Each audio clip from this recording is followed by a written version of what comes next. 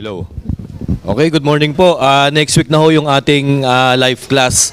So, sino nga attend? Yung mga officers, elders, deacons, kasama po yung buong worship team, tsaka yung ibang mga kabataan, yung officers ng mga kabataan. Bakit kailangan natin ng ganito, live class? Of course, ang purpose is discipleship. Tandaan po natin, ang church natin, merong 5 purpose. Paki-flash. Ayan, Ang purpose ng church, 5 according to the Bible. Ano ito? Una, yung worship. So, isa sa mga purpose ng church is worshiping the Lord.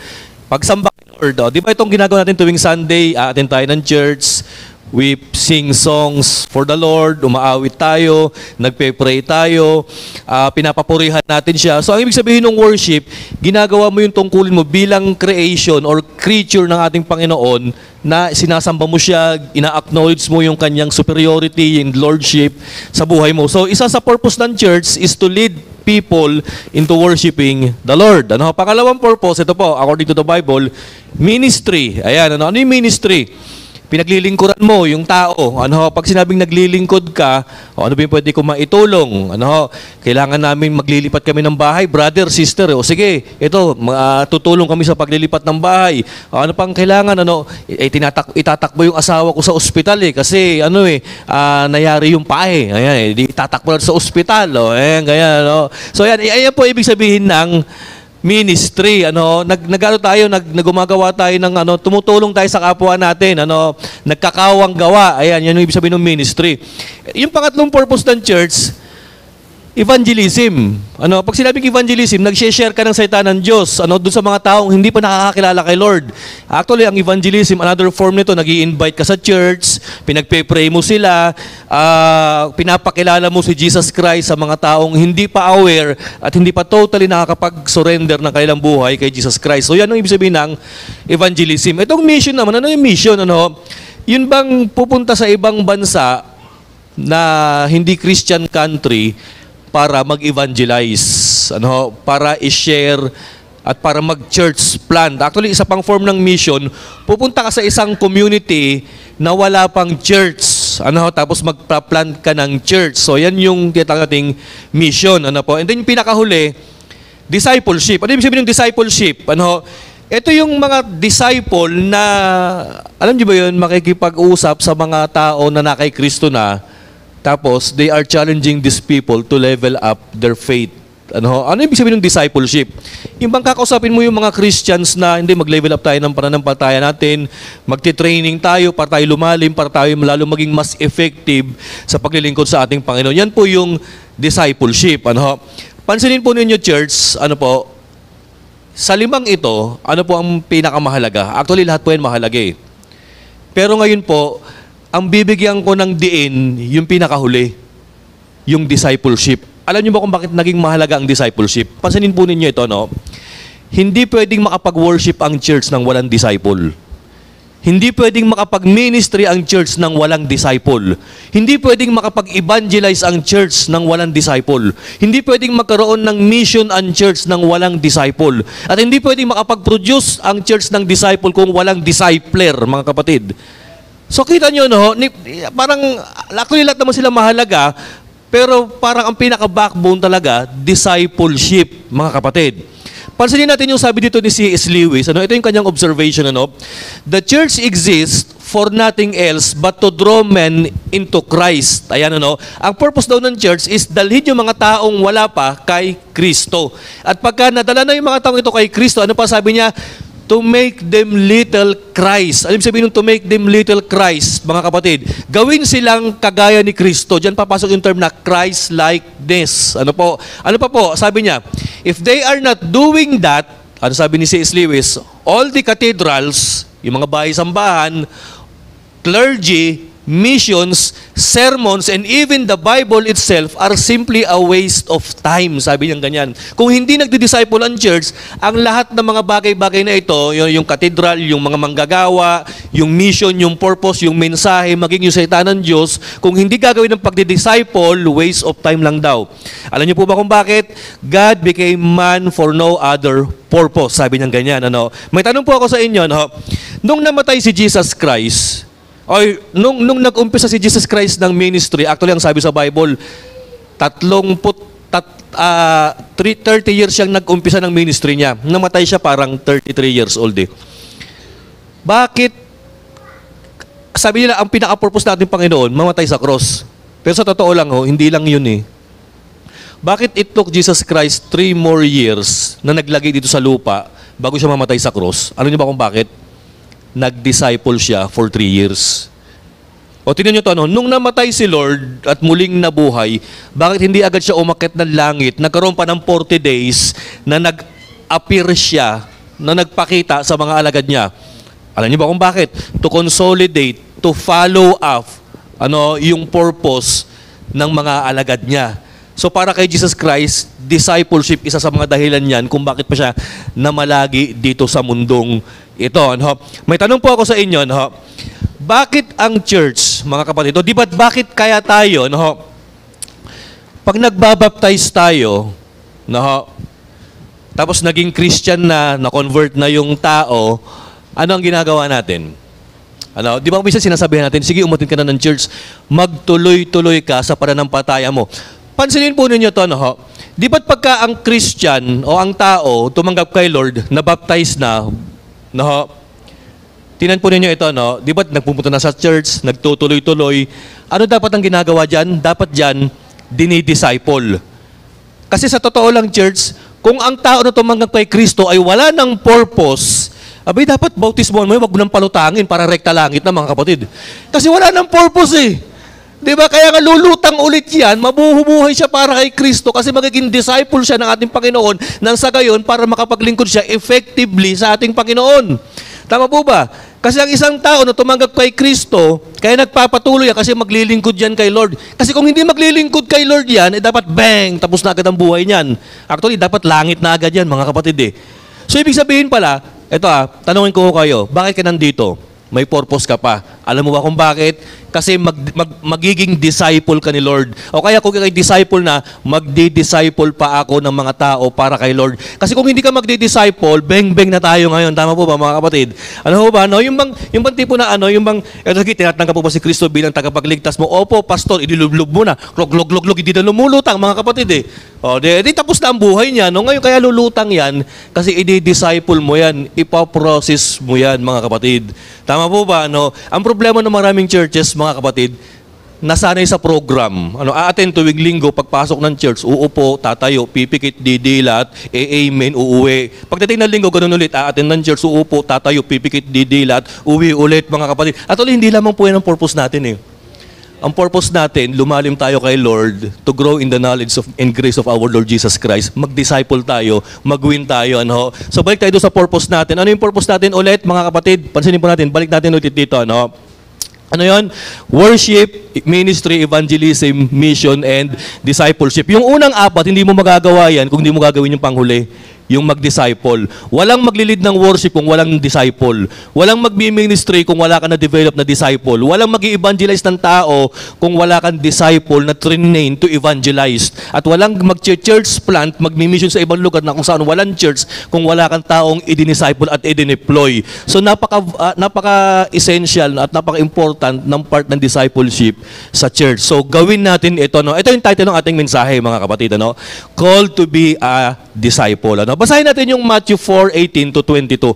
Ang sabi po rito ni Apostle Matthew, as Jesus was walking beside the Sea of Galilee, lumalakad-lakad yung ating Panginoon sa gilid ng ng Sea of Galilee. Actually, Lake of Galilee, He saw two brothers. Nakita siya ng dalawang magkapatid. Ang pangalan si Simon na binansagan niyang Pedro. Simon called Peter and his brother Andrew. Magkapatid pala si Simon tsaka si Andres, mga kapatid. They were casting a net into the lake for they were fishermen. Naghahagi sila ng lambat sa lawa kasi sila ay mangingisda, mga kapatid.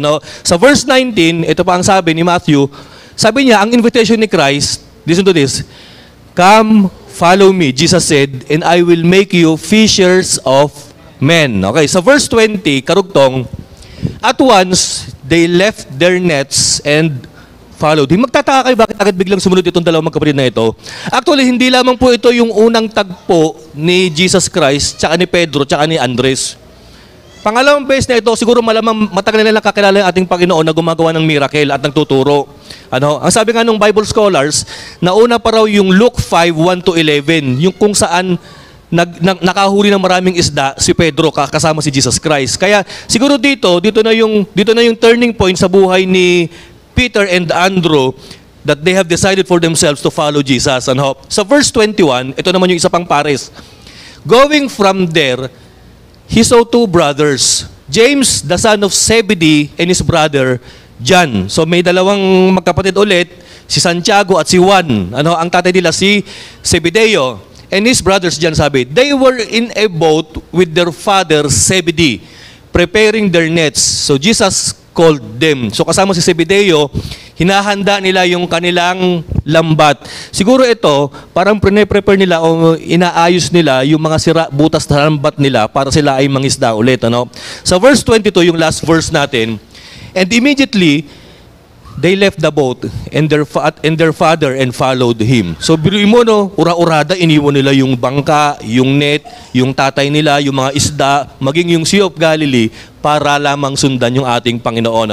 Dito po, meron akong striking statement na kung saan nag-iwan ng impression sa akin. Yung pagkakasabi ng ating Panginoong Jesus na, come, follow me, and I will make you fishers of men. Nung sinabi ng Panginoon ito, nag-iwan siya ng 3 principles of discipleship. Pakibalik doon sa outline. Ano yung 3 method ng ating Panginoon about discipleship? So ito, Christ's method of discipleship includes 3 things. Number 1, ito po. There is an invitation to follow. Ano sabi ng Panginoon? Come, follow me. Merong invitation. Pumunta ka, sumunod ka. Dalawa, mga kapatid. Actually, kung papansinin natin ang social media, di ba't ang daming invitation? Minsan yung kaibigan mo, i-invite ka, Mars, Tol, pakilike nga itong page na ito. Minsan yung mga vlogger pala, minsan, minsan magi-invite yan please like and share and subscribe to my YouTube channel. Tama po ba, mga kapatid? Tapos kung ano-anong kinokontent din ng kalokohan, mga kapatid, puro kasinungalingan pa, puro hindi rin totoo, mga kapatid. Please like and... Pero ito mas matindi, kapatid. Hindi nyo ba alam na sila lang... Akala nyo ba na yung ginagawa nilang pag-i-invite, ginawa na yan ng Panginoon noong unang panahon? Sabi ng Panginoon, come, follow me, and I will make you fishers of men. So, ang unang-unang step, para ikaw ay makapag-disciple o para ikaw ay maging disciple, you need to invite people or you need to be invited by a disciple maker na tao, mga kapatid. Ako inimbitahan ako ng mga pastor sama ka sa amin, magdi-disciple tayo. So of course, sumama ako.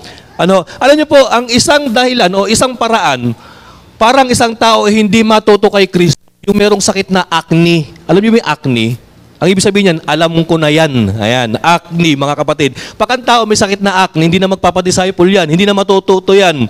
Ang kanyang knowledge o kaalaman patungkol kay Kristo, limited kasi sarili niya, disciple niya, mga kapatid. Nililid lang niya yung sarili niya. So wala siyang ibang ideas, wala siyang ibang strategies na matututunan kasi ang kanta niya, all by myself. Tama po ba, mga kapatid? At ang sasabihin niya, I did it my way. Tama po ba? So ang pagdi-disciple church, there is an invitation or it includes an invitation to follow, mga kapatid. So ayan, next, pangalawa. Aside from invitation to follow, ito po, there is a process of transformation. Ano sabi niya? Come, follow me, and I will make. Ito yung phrase na, I will make. Biruin nyo, Meron palang proseso ang pagdi-disciple. Actually, lahat naman may proseso, mga kapatid. Tama po ba? Biruin nyo, kumain ka ng sardinas. Di ba may proseso yan, mga kapatid? Anong unang proseso ng sardinas? Hinuli yan ng mga isda yung sardinas sa dagat. Prinoseso yan, tinimplahan yan, nilagay sa lata yan, nilagyan ng selyo yan, binenta sa market yan, binili mo yan, tapos nung nandun na sa'yo, kinain mo yan, yung iba ginigisa pa yan, mga kapatid. May prosesong pinagdaanan ng sardinas para makain natin, mga kapatid. So, ang lahat ng bagay, kapatid, merong proseso. Tama po ba? Ano po? O kunyari, meron kang leather shoes, mga kapatid. Dumaan din sa proseso yan, mga kapatid. Ano po? O, di ba? O kunyari sabihin natin, yung sapatos mo yari sa balat ng buhaya, mga kapatid. Hindi nyo ba alam ang prosesong pinagdaanan yan? Ayan, ano? Yung kumuha niyan, baka nakagat pa ng buhaya, nakipagrambulan pa sa buhaya para lamang makuha ang balat ng buhaya at mailagay sa paanan ng isang buhaya. Hindi, mailagay din sa paanan ng isang tao, kagaya natin, mga kapatid. Ano? So may prosesong pinagdadaanan yan, mga kapatid. So ginawang sapatos yan, prinoseso yan, mga kapatid. So there is a process of transformation. Ano ho? In other words, ang pagdidisciple ng ating Panginoon, prinoseso niya. Pansinin po ninyo, ano ho? Si Jesus Christ, ibang klase mag-disciple.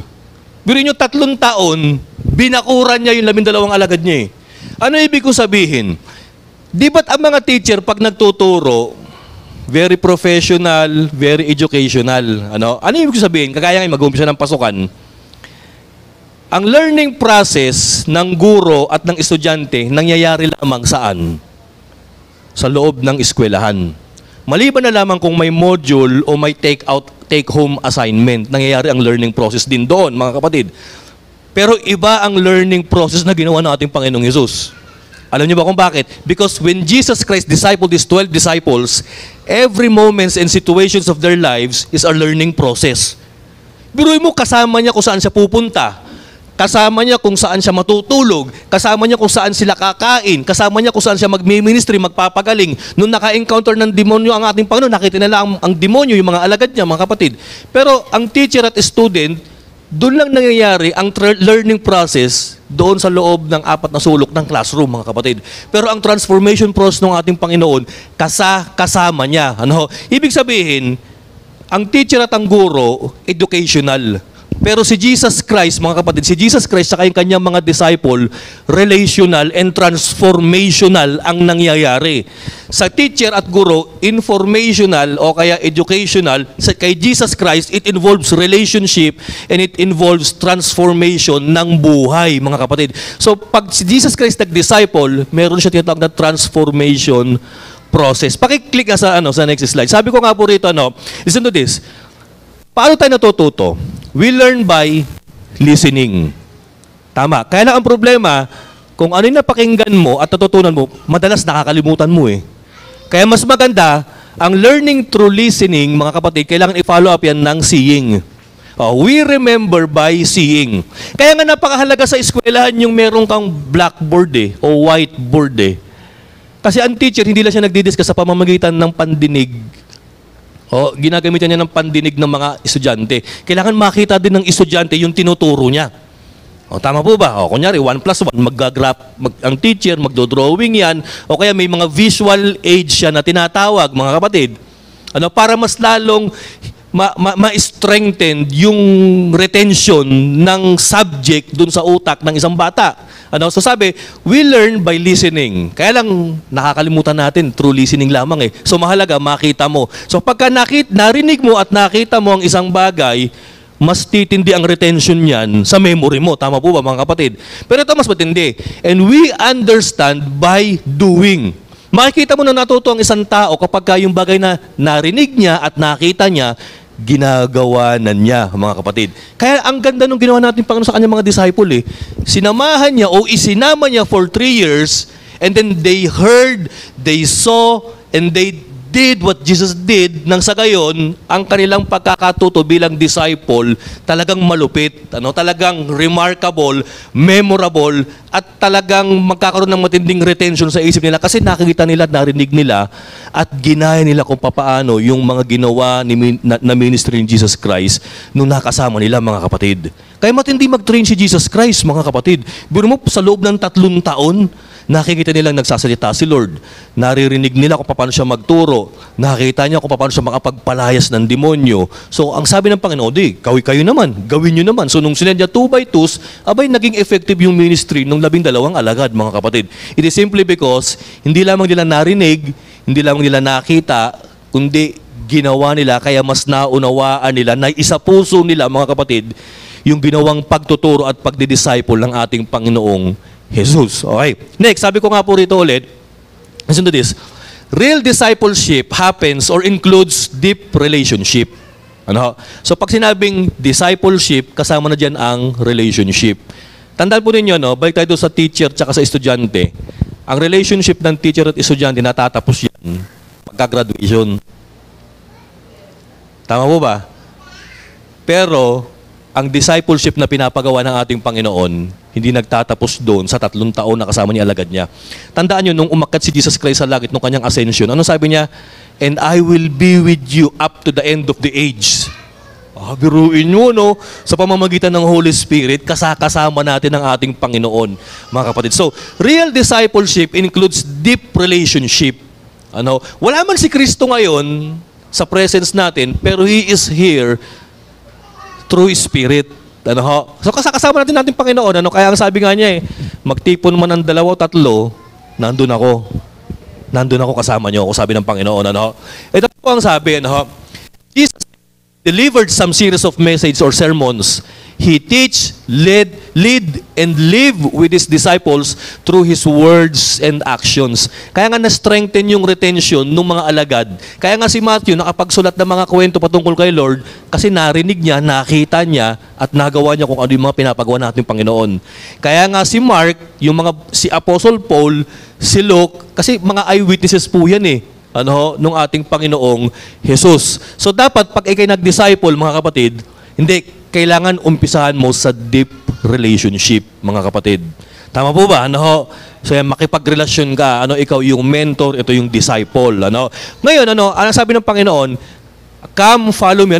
And I will make. I will make. Ito yung pangatlo. Merong change of life's purpose. Ano sabi niya? And I will make you into fishers of men. Ito dito ako believe kay Jesus Christ Pag nag-transform siya ng tao, pati pangalan binabago niya. Si Peter, ang pangalan talaga ni Peter, ang original na pangalan niya, Simon. So ang ginawa ng Panginoon, binago niya, ginawa niyang Sipas, na ang ibig sabihin, rock. Ayan yung Peter, mga kapatid. Bakit kaya niya binansagan si Peter o si Simon na Peter? Para maging matigas, maging firm sa kanyang faith. Kasi si Peter someday will experience intense persecution sa buhay niya. So kailangan mo maging firm, maging rock, maging matibay ka. So pinangalanan niyang Peter. Ganyan si Lord. Pag na-transform na yung tao, o kung ano man yung gusto niyang maging yung tao, o magbago yung tao, ipapangalan niya sa ganong kapangalanan, mga kapatid. Ang problema, si Jesus Christ, kakaiba sa mga tao Tayo naman, pag nagbansag ng tao, palala Si Lord, pag nagbansag ng tao, pa-upgrade, mga kapatid. Tama po ba?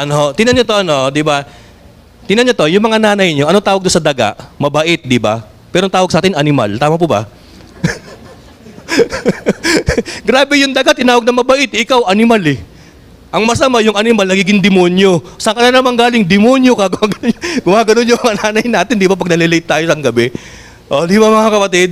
Si Lord, hindi ganon, mga kapatid. Pag nagbansag siya, from worse to better. Sa atin, iba ang lakas mag-degrade ng tao talaga sa kapwa-tao nila, Pansinin niyo, ako may nakausap ako driver, Sabi niyang ganyan, galit na naman si Takamura. Tinignan ko yung amo niya. Chinese yung amo, pero bakit Takamura ang pangalan? Nagets ko, yung palang amo niya, ang lakas magmura, mga kapatid. Kaya naging Takamura, mga kapatid. Tama po ba, Ibig sabihin, kapatid, pagka isang tao, o isang Pilipino, nagiging palamura, nagiging Hapon pala.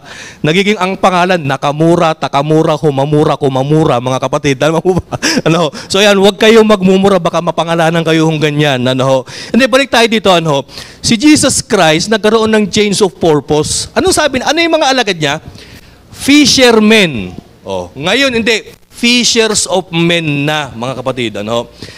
Dapat, pag nag-disciple tayo, yung mga tao na alam nating may flaws, may kahinaan, may mga kasalanan yan, may mga stigma sa society yan, dapat i-encourage natin na matransform at mabago yung purpose nila. So, ang sabi ng Panginoon, hindi na kayo fishermen, fishers of men na. O, kung ikaw naman magdi-disciple ka ng scammer, hindi ka na ngayon scammer o nambubudol. Maging teller of truth ka na ngayon. O, ayan, Kung dati-dati, troublemaker yung dinidisciple mo, hindi ka na ngayon troublemaker. Peacemaker ka na. O, tama po mga kapatid. Dapat ganun ang pagdi-disciple. We are transforming the world one person at a time, mga kapatid. Meron na akong napanood sa Son of God yata itong eksena na ito. In-invite, ito mismo yung eksena eh. Parang ang sabi ng Panginoon, Peter, come, follow me. Si Peter nagtanong, and why would I follow you? Alam mo sabi ng Panginoong Hesus doon sa eksena, we will change the world. Tandaan nyo, church, ang magbabago ng mundo, hindi yung mga scientists, scholars, magagaling, malalakas. Hindi. Hindi yung mga mababait.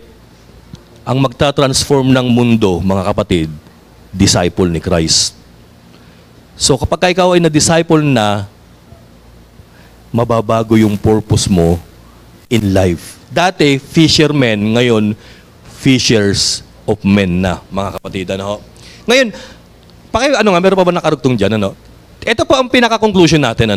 A disciple, anong definition ng disciple? Is someone who follows Jesus, transformed by Jesus, and sharing Jesus as Lord and Savior of the world. So yan pala ang ng disciple, mga kapatid.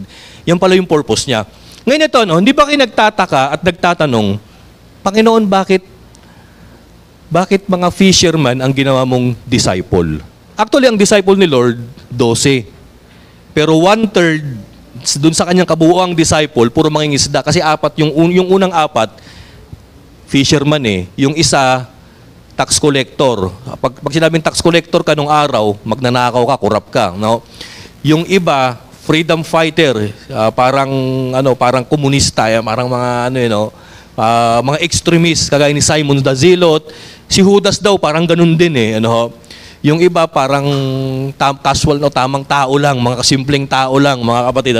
Pero tintan po ninyo ito, bakit kaya mangingisda ang kinuwang disciple ng ating Panginoon? Number 1, may dahilan eh. Alam niyo ba kung bakit? Anong meron ng mangingisda? Ito pasensyoso sila. Ang mangingisda, full of patience yan. Alam niyo ba kung bakit? Kasi tintan po ninyo ito, pag nangisda ka, hindi ura-urada, may isda ka na agad. Mag-aantay ka ng matagal sa dagat, magpre-prepare ka ng lambat mo, mag-aantay ka kung kailan yung bugso ng dami ng isda doon sa dagat. Patience, mga kapatid. So ang disciple na nagnanais mag-win ng kaluluwa for Jesus Christ, kailangan mapagpasensya rin yan. Kami ni Kim, nagdi-disciple kami nito ng mga kabataan, nagpapasensya rin kami sa mga kabataan eh. Ang tagal naman nila, Kim. Anong oras na? I-chat mo nga. Ayan.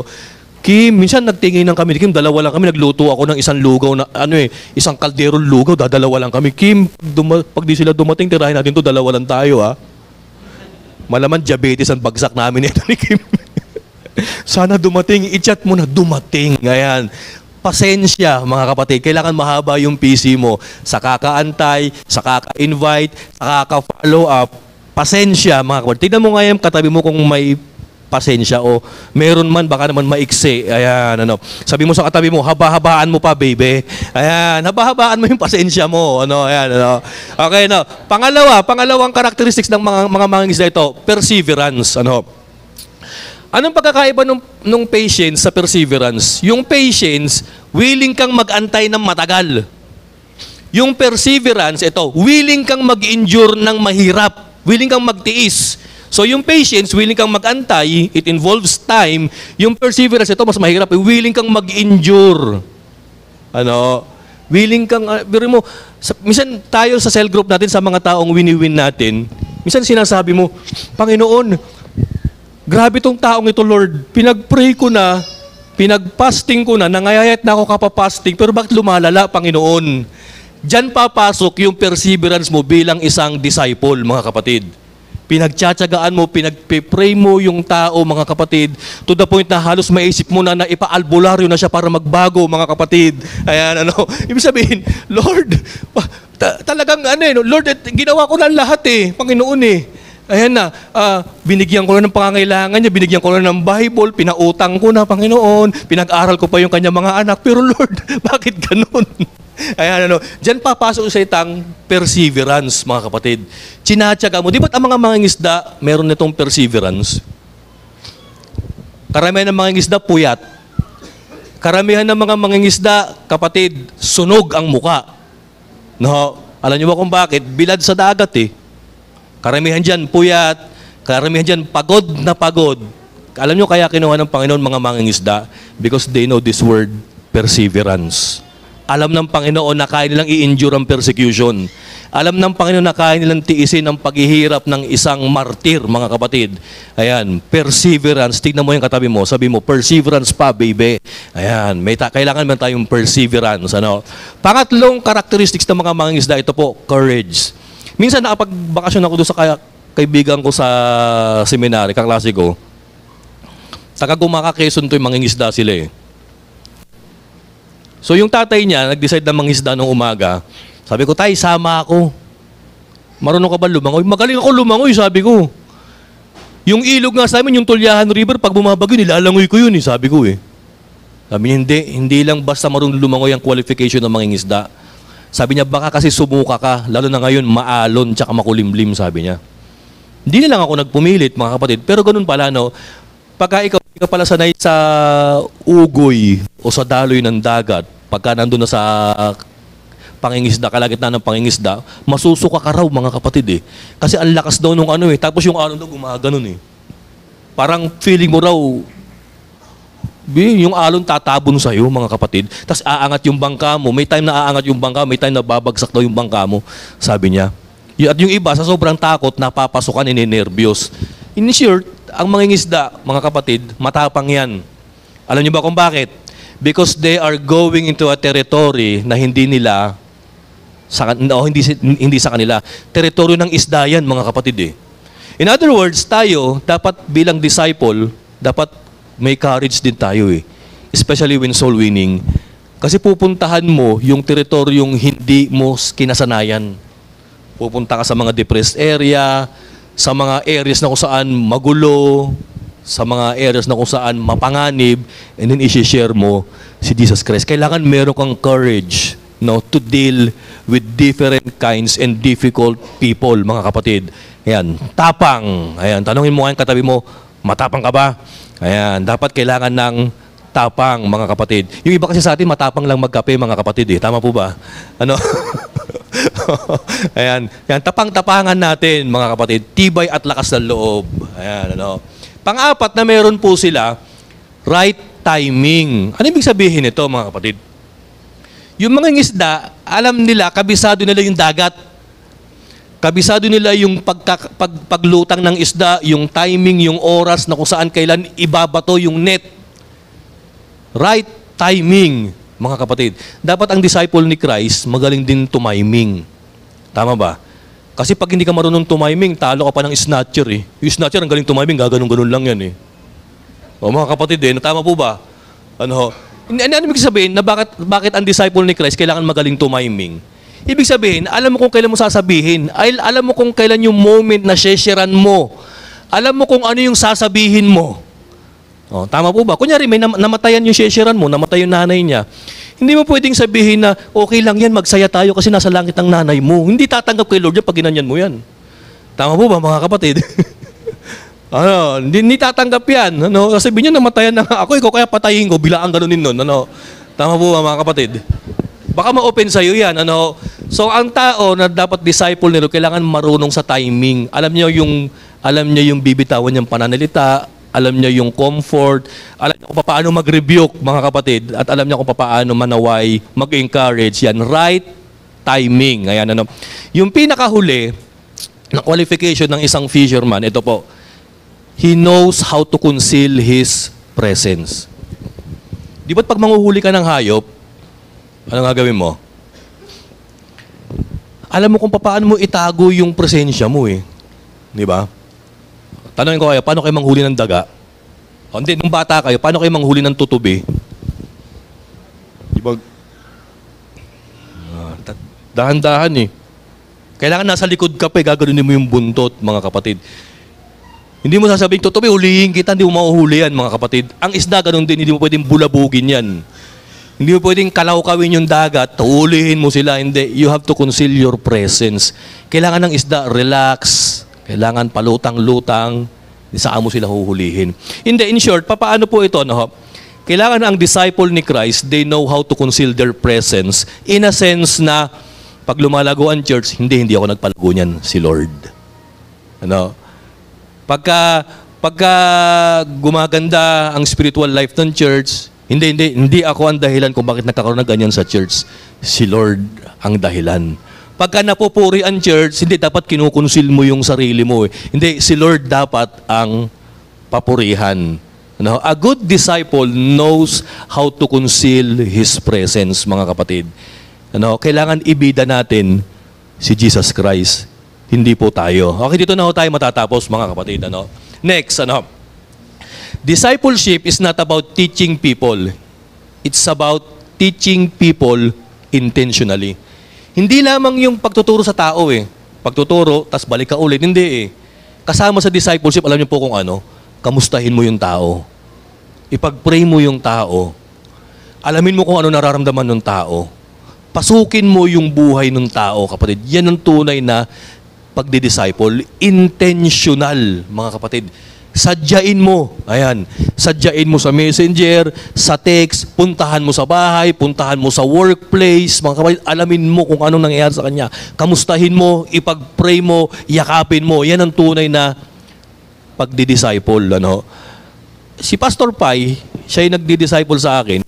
Ito yung isang ano ko eh. Hindi ko makakalimutan sa kanya eh. Nag-chat. Magkita tayo sa SM Manila, mamayang alas 10 ng umaga. Sabi ko, sige Pastor, excited to see you. Aga kong umalis eh. Pagdating ko sa SM Manila, alas 9 pala, nakapila yung mga tao, di pumila na rin ako. Nung nagkita na kami doon, ako tsaka si Pastor Jun, yung taga-Tondo, saan yung... Sabi ko, Pastor, ang kape ko 3-in-1 lang eh. Doon tayo. Ano yung kape, parang coffee shop eh. Hindi naman siya Starbucks, pero parang ganung yung level eh. Nandun kami sa loob, nagkakape, kumakain ng bread, nagtuturo siya. Tapos ito matindi, nangangamusta siya. Kamusta yung church? Kamusta ka? Ikaw, Pastor John, ikaw, Pastor Jonic. Pinag-pray niya kami. After an hour, 1 oras lang naman yung ginawa niya. Sabi niya sa amin, o sige, tara na. Mag-pray na tayo. Balikan na natin yung church natin.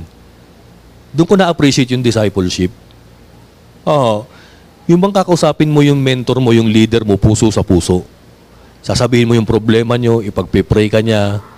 Ano? Di ba't ang sarap ng merong tao kang ginaganon? Yung binubuhos mo yung emotions mo, yung problema mo, o kaya maging yung victory, success mo sa buhay, isineshare mo. Ano ho? Kaya nga ang discipleship, hindi lamang pagtuturo eh. It's about teaching people intentionally. Hindi lang teaching people, it's about showing your life to the people intentionally. Si Jesus Christ, ang pagdi-disciple niya, come, follow me. Listen to me. Tignan niyo kung paano ako mag-disciple. At sa pamamagitan ng pagsusunod ninyo, matatransform kayo at magiging fishers of men kayo. Yan yung ginawa ng ating Panginoong Hesus, mga kapatid. Kasi akala natin ang pagdi-disciple, alam niyo kung ano, yung magturo ka lang, yung mag-pray ka lang, hindi eh. Kasama sa pagdi-disciple, mga kapatid, yung pag-embrace sa tao. Yung kasama mong, samahan mo yung taong umiiyak, samahan mo yung taong mag-celebrate. Di ba't ang sarap nung gano'n, mga kapatid? Yung hindi lang tayo tuwing linggo nakikita-kita sa church, kundi maging sa mga meeting places natin, ano. Ito mga kabataan ito, sinama namin ito minsan sa ano eh, sa family park, sa pa tayo nagpunta, sa basketball court, no. Minsan sa ano eh, sa sementeryo, nag-jogging kami nito eh. O yung umikot tayo dati, Kim, no. Inikot namin yung ano eh, yung Malinta, Karwatan, hanggang sa People's Park. Umikot kami, jogging kami, tapos nagkape kami. Yun lang mga kapatid. Di ba ang sarap nung ganun, ano ho, yung discipleship na na-experience mo? Okay, dito na ho tayo, tapos tayo po tumayo ngayon right now, ano? Sabi ni Brian McLaren, It's not about the church meeting your needs. Ano? Hindi, ang pagiging Christian daw, ang pagiging disciple daw, hindi lamang daw yung church ibinibigay yung pangangailangan mo. May tanong po ako sa inyo ngayon. Right now, ano yung naibibigay sa inyo ng church? Encouragement, prayer, ideas, Word of God. Malamang naibibigay ng church yan, mga kapatid. Pero ang sabi niya, it's about joining the mission of God's people, hindi lamang to meet your own needs, your own personal needs, but also to meet the world's needs. Sabi niya ganyan. No? Tandaan po natin, pag naging makasarili tayo, hindi na tayo makakapag-minister sa buong mundo. Kasi iisipin mo na lang, paano naman ako? Ako naman, Lord. Ako na lang ng ako. Pero kapatid, pwede ba natin itabi muna yung ako na lang at ako? Lord, sila naman. Tanongin natin, church. Huwag natin tanongin yung church kung ano may bibigay ng church sa atin eh. Kung ano magagawa ng church sa atin eh. Tanongin natin, Lord, ano bang pwede kong iambag sa church? Ano bang pwede kong gawin para sa church? Ano ba ang talents na meron ako, skills na meron ako para ma-contribute ko, para ma-push further pa yung kingdom mo, Lord, dito sa Genti de Leon. No? Ito na po, final thoughts. Ang pagdidisciple, napansin ko, mga kapatid, nung nag-agree si Peter, James, and John, and Andrew to follow Jesus, alam nyo, napansin ko, may mga bagay na iniwan sila eh. May mga bagay na iniwan. Iniwan yung bangka, iniwan yung isda, iniwan yung karir, iniwan yung family, iniwan yung kinalakihan nilang lugar nung pagkabata nila, yung Sea of Galilee, iniwan nila yung comfortable place, mga kapatid, and they began following the Lord Jesus. Lalo na si Peter. Si Peter nakakabilib yung kanyang transformation eh. Biro mo, ang dami niyang iniwan para kay Lord. Ano naman yung pinuntahan nila? Actually, si Peter, he ended up his life getting crucified because of his Savior Jesus Christ. Napako siya sa krus, pabaligtad, mga kapatid. Ayan yung consequences ng pagiging disciple ng ating Panginoon, mga kapatid eh. No, kung ano yung dinanas ng Panginoon, daranasin mo. Pero ang maganda, at least napatunayan mo kay Lord that you are a real disciple of Christ. Na kahit anong hirap, kahit na nakakatakot yung mangyari, na kahit na, alam niyo ba yung insultuhin tayo ng tao, hamakin, pagtawanan tayo, pero hindi ka mahihiya kasi Lord, disciple mo ako. At hindi lang yan. Maganda bilang disciple natin Panginoon, matransform yung puso mo. Yung bang, hindi mo na iniisip yung pangangailangan mo eh. Ang iniisip mo yung pangangailangan ng tao eh. Ano bang pinakamatinding pangangailangan ng tao? Si Jesus Christ. Kaligtasan, mga kapatid. Yun yung panglaban mo eh. Yun yung bentahe natin sa mundo, mga kapatid eh. Na meron tayong message, meron tayong Savior na i-introduce sa mga taong wala nito. And that is our Lord Jesus Christ. Ano po? So right now, mga kapatid, kung meron mga tao lalapit sa inyo, pwede ba kitang isama sa discipleship? Pwede bang ikaw ay maging kaibigan ko? Ay, huwag niyong tanggihan, mga kapatid. Ang sarap kaya na meron kang kasama sa buhay, lalo na spiritual life mo, mga kapatid. Okay, tayo po yung manalangin. Father, thank you so much, Lord, for once again, na-refresh kami, Panginoon, sa salitang discipleship. Father, I pray na lalo pa pong dumami ang inyong mga alagad dito sa church na ito. Na, Lord, hindi lamang kami maging basta-bastang Kristiyano, kundi, Lord, lumalim kami to the point na maging alagad kami na ginagawa namin, Lord, yung ginagawa nila Peter, Panginoon, na nakakapagturo, nakakapag-win ng souls, nakakapag-comfort ng tao. Father, I pray, O Lord, na dumami pa ang mga disciple, Lord, dito sa church ninyo. Nang sa gayon, Lord, magawa namin yung aming purpose, Father. Bless us, O Lord. Pagpalain niyo bawat isa po sa amin, Panginoon. Lord, ito pong aming panalangin. In Jesus' name we pray. Ang lahat po ng disciple ay magsabi po ng Amen. God bless.